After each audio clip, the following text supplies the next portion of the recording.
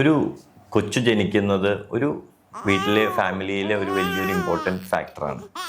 എങ്ങനെയാണ് as a parent അല്ലെങ്കിൽ as a grand parent നമുക്ക് ആ കൊച്ചിൻ്റെ ഡേ ടു ഡേ ആക്ടിവിറ്റീസ് നോക്കാനും പെയിൻ ഫ്രീ ആയിട്ട് മൂവ് ചെയ്യാനും ചെയ്യാൻ പറ്റുക? നമസ്കാരം, ഞാൻ doctor Ankit Jose, consultant orthopaedic arthroscopy and joint preservation surgeon. ഒരു കൊച്ചു ജനിക്കുമ്പോൾ കൊച്ചിനെ എടുത്ത് നടക്കേണ്ട ആവശ്യം വരും. സോ പോസ്റ്റ് ഇമ്മീഡിയറ്റ് ഡെലിവറി ആണെങ്കിൽ അമ്മയ്ക്ക് പോസ്റ്റ്നേറ്റൽ സർജറി കഴിഞ്ഞതിൻ്റെ റെസ്റ്റ് ആയിരിക്കാം. So most of the times ഈ ഒരു റെസ്പോൺസിബിലിറ്റി ഗ്രാൻഡ് പേരൻസിൻ്റെ അടുത്താവാം അല്ലെങ്കിൽ ഫാദറിൻ്റെ അടുത്തായിരിക്കാം വരുന്നത്. സോ ആദ്യത്തെ സ്റ്റേജസിൽ കൊച്ചിൻ്റെ വെയിറ്റ് കുറവായിരിക്കും, മേ ബി 1-2 kgs 3 kgs ആയിരിക്കാം. But as the day goes months goes കൊച്ചിൻ്റെ വെയിറ്റും കൂടും. പക്ഷേ മോസ്റ്റ് ഓഫ് ദ പേഷ്യൻസ് അനുഭവപ്പെടുന്നത് വേദന, റിസ്റ്റിൽ പെയിൻ വരുന്നു, അല്ലെങ്കിൽ ഷോൾഡറിൽ പെയിൻ വരുന്നു, എൽബോയിൽ പെയിൻ വരുന്നു, നടുവിന് പെയിൻ വരുന്നു.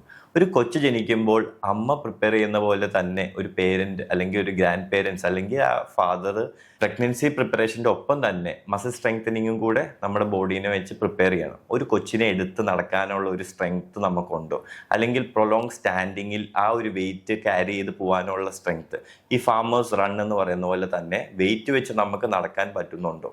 അല്ലെങ്കിൽ ഗ്രാൻഡ് പേരൻസ് ആണെങ്കിൽ കൊച്ചിനെ ഇരുന്ന് കുളിപ്പിക്കുന്നു, ആ ഒരു ഡീപ്പ് സ്ക്വാട്ടഡ് പൊസിഷനിൽ നിന്ന് എണീറ്റ് വരാനുള്ള പെയിൻ, മുട്ട് അതിനുള്ള അഡാപ്റ്റബിലിറ്റി. സോ ഇങ്ങനത്തെ ചില കാര്യങ്ങൾ, എല്ലാ exercises should be centred to the activity നമുക്ക് വേണ്ടത്.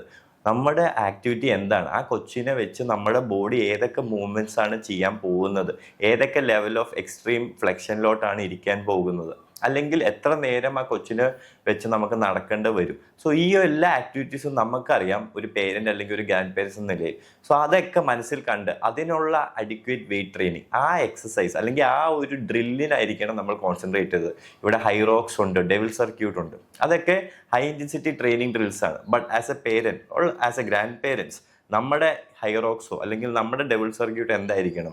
ആ നമ്മുടെ കൊച്ചുമോനെ അല്ലെങ്കിൽ നമ്മുടെ കൊച്ചിനെ വേദനയില്ലാതെ എടുത്തു നടക്കാനും കളിപ്പിക്കാനും അവനെ പൊക്കി താലോലിക്കാനും ആയിരിക്കണം നമ്മുടെ ആഗ്രഹങ്ങൾ.